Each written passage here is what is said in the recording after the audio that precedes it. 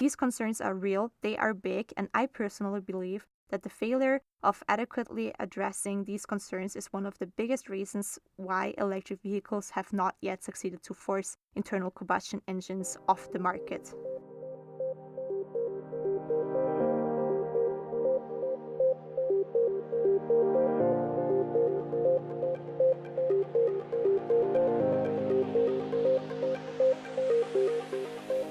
Episode 5 of Let's Talk About Electric Vehicles. Welcome.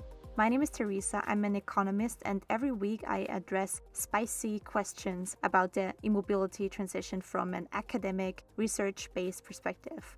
I'm excited that you're with me today as we will talk about one of my favorite topics, which is driving range. Have you ever heard of the term range anxiety paradox? It refers to the car owner's tendency to overestimate their need for driving range. Hence, their actual requirements are in reality much lower than what they claim them to be, or what they might generally think they are. This is a problem insofar as these unrealistic expectations on electric vehicles form a barrier in the market introduction. The manufacturer's coping strategy so far is to install larger batteries, such that batteries become unnecessarily large. Today we will talk about the features of the range anxiety paradox and hopefully find some alternative solutions for that dilemma other than just installing bigger and bigger batteries, which is an unfortunate course of action for so many reasons. In comparison with a diesel or a gasoline car, electric vehicles have two obvious disadvantages. First, storing energy capacity on board of the vehicle is bulky and heavy, which creates a natural limit for range capacity between the refueling or recharging. Second, the refueling or recharging process is relatively slow, at least if you want to charge the battery in the most sustainable way. And these two novelties force users to make adjustments in their mobility habits. And changing habits is not nice. Changing habits is always an effort. Another very important thing to consider, the average daily range need might be covered, that's nice, but what about the exceptional days with longer driving distances, say for example a holiday trip, or even just a spontaneous trip out of town? If this spontaneous distance is not covered by the electric vehicle capacity, this means a grand cut in mobility and therefore a grand cut in freedom as well. These concerns are real, they are big, and I personally believe that the failure of adequately addressing these concerns is one of the biggest reasons why electric vehicles have not yet succeeded to force internal combustion engines off the market. To make the market entry for electric vehicles as successful as possible, it is important to first investigate the current driving behavior of people to be able to design solid and plausible solutions for every single usage scenario. In most cases, such solutions already exist, but were not sufficiently communicated to the consumers. So, second, now that we've created e-mobility solutions for every possible life or every possible mobility situation, communicate it to the consumers and realize that bigger batteries is not the only answer. So this is what we will do in this episode.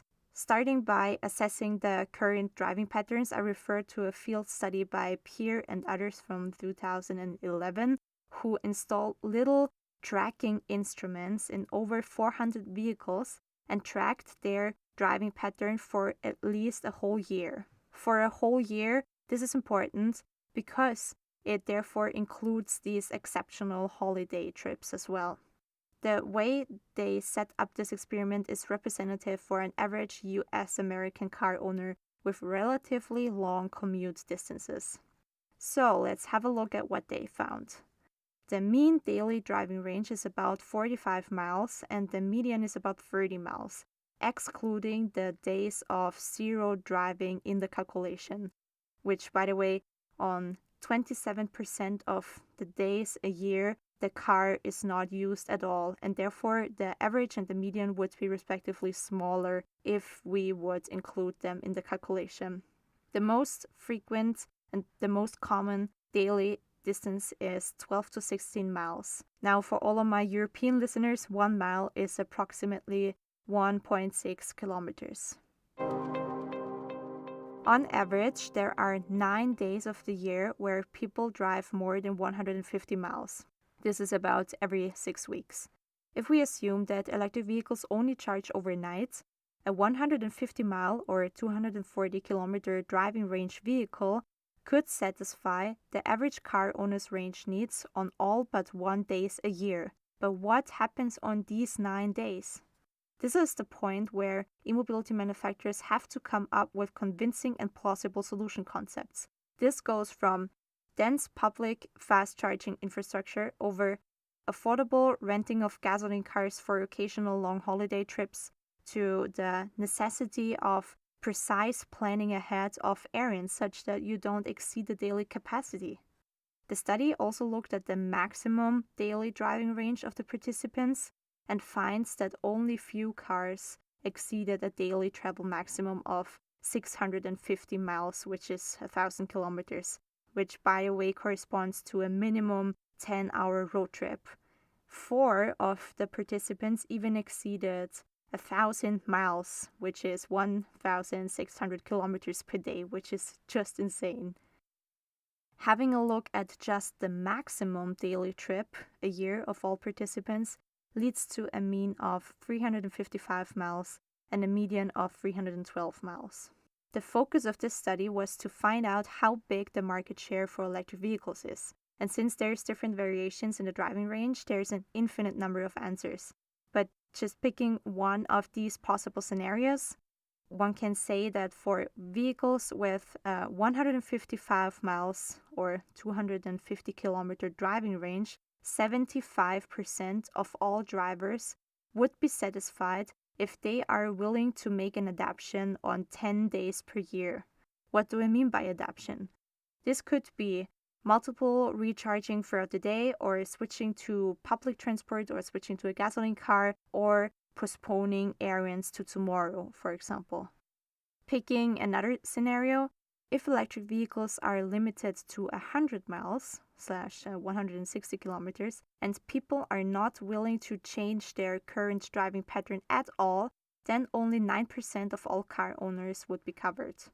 However, it should be possible to reach these 9% with adequate segmenting of the vehicles.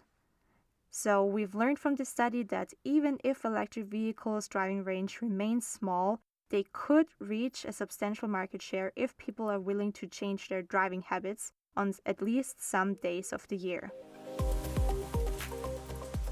Okay, now assume that we know the driving patterns and the solutions for every single user scenario. It is time to come to the next step, which is communicating this cohesive mobility concept to the customers who suffer from severe concerns about freedom and mobility, and furthermore seem unable to correctly estimate their real range needs.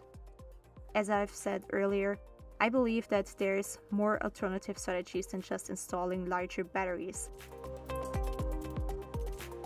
We are facing a psychological phenomenon named range anxiety paradox. Hence, people demand for much more driving range than they actually need. As a proof that this cognitive misperception actually exists, I refer to a study by Franke and Krems from 2013. They observed 40 participants of a 6-month electric vehicle trial at different points in time, and they collected data about their stated range preference in comparison to their actual range needs. And furthermore, they also collected data about their ability to maximize their range by optimal utilization behavior and their severity of range anxiety. The findings of the study suggest that the stated demand for range is generally higher than the actual driven distances. And interestingly, the minimum acceptable range stated by the participants decreased over the timeline of this experiment, which indicates that practical experience is a key factor in addressing the unrealistic range expectations of consumers. Estimating the required driving range seems to be at first an overwhelming task for car owners of internal combustion engines, as they never really relied on doing this before. The ability to estimate your own range needs comes with increasing electric mobility experience. There are several other studies that come up with similar results. And with that being said, let's move on to strategies to overcome the range anxiety dilemma.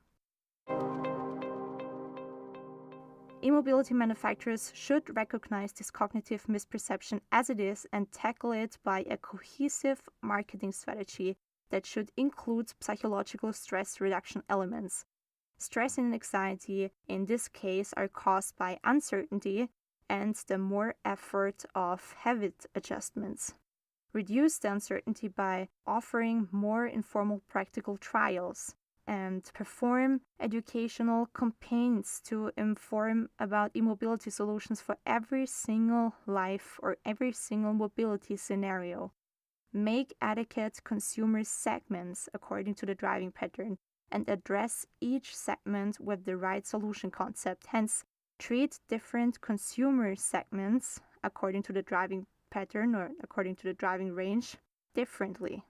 Communicate to the consumers how the maximum driving range can be monitored by their own usage behavior.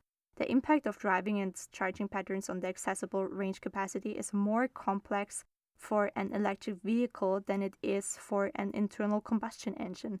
And since people have a preference for being in control, this complexity is just intimidating.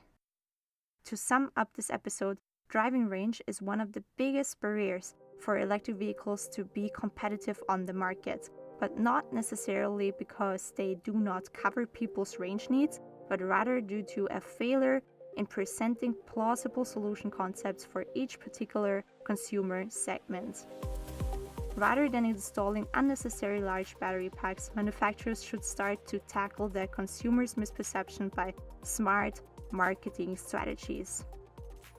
This is all I have to say about driving range for now. Let me finish up this episode by saying thank you to all of my regular listeners. I love receiving your emails. Please don't hesitate to tell me about your experience with driving range and the range anxiety paradox.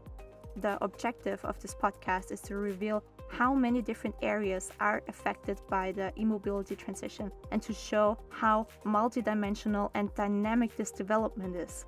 I hope that I could inspire you to think about sustainable, creative, and smart electric solutions. There's so much more to talk about. New episodes appear every Sunday. Also, check out my new website. You'll find there all of my transcripts and references, as well as some infographics and some additional reading materials. We are in the middle of a fundamental mobility transition, and there are so many different possible outcomes. Thank you for being visionaries, thank you for being open-minded, and for following this exciting development on this podcast. Have a wonderful day, and let's continue talking about electric vehicles next week. Bye!